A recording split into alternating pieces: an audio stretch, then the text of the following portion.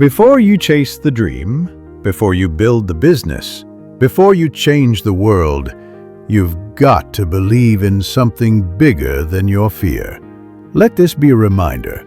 You become what you believe.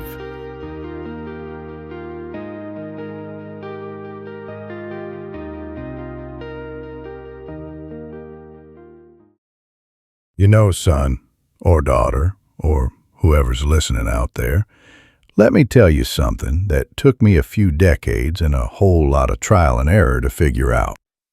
You become what you believe.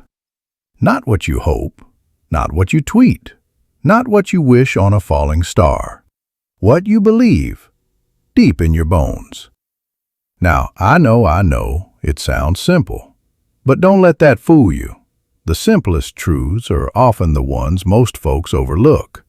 We chase shiny things, try to be like everybody else, and somewhere along the way we forget the power that's sitting right between our ears. Let me take you back. Ever hear of a fella named Thomas Edison? Sure you have. The man who lit up the world, literally. But did you know he failed over 10,000 times before he finally got that light bulb to work? Most folks would have quit after 10. Shoot, maybe 2. But not Edison. Why? Because he believed. He believed that with enough tries, he could turn darkness into light. And wouldn't you know it, he did. And then there's that steel tycoon, Andrew Carnegie, a poor Scottish immigrant with nothing but grit and vision. The man couldn't even pronounce half the English words he eventually became famous for saying. But he believed he could build an empire, and he did just that. Starting with nothing but a broom in a factory and a burning idea that he was meant for more. The difference between them and most people, it wasn't money, it wasn't talent, it was belief. That quiet, stubborn, persistent voice in their heads saying, "Keep going. You've got this." Now, I've seen folks with all the degrees in the world, but not a lick of belief in themselves. And I've seen others with barely a high school education move mountains because they knew without a doubt that they were meant to do something big. You see, belief doesn't make the path easy, it just makes it possible. And that, my friend, is more than enough to get started. Take Walt Disney, for instance, a guy fired from a newspaper for lacking imagination.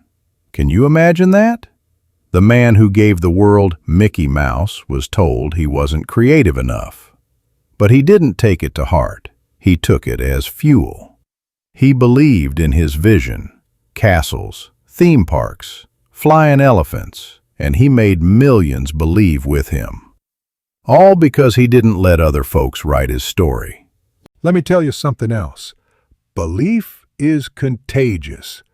You start walking tall, speaking with purpose, dreaming out loud, and pretty soon, people start catching on. You become a lighthouse in a sea of doubt. That's no small thing in this noisy world.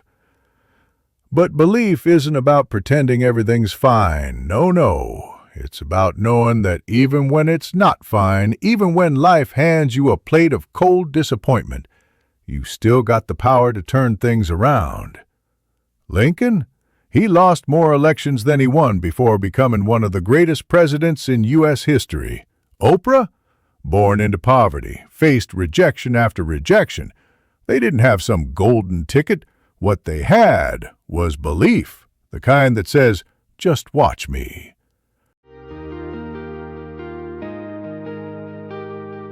I've been around long enough to know that the loudest voices aren't always the wisest. Some folks will tell you to be realistic, to tone it down, to stay safe. But safe is where dreams go to retire. Safe is comfortable, and comfortable rarely changes the world.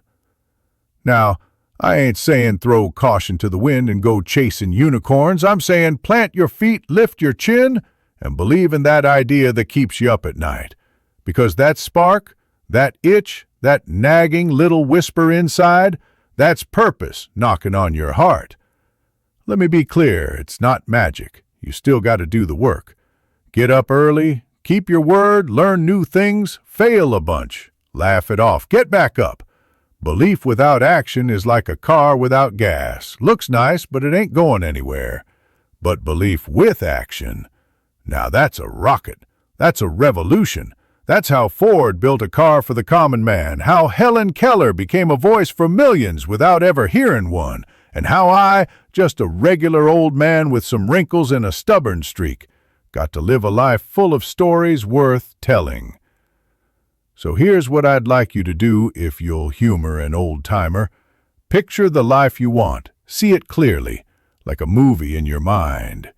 Then speak it. Talk like it's already happening.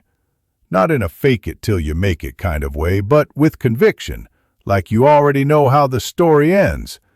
And then, this part's important, seize it.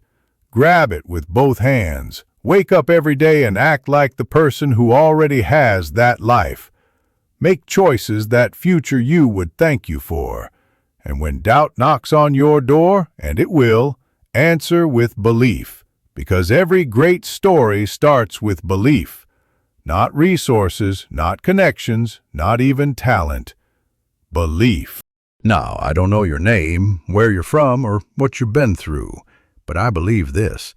If you still got breath in your lungs, you've got another chance. A chance to rewrite the story, to turn the page, to become the person you were born to be. And it starts right here, with one thought, one decision, one belief. You become what you believe, so believe wisely, believe boldly, and most of all, believe like it's never too late, because, trust me, it isn't.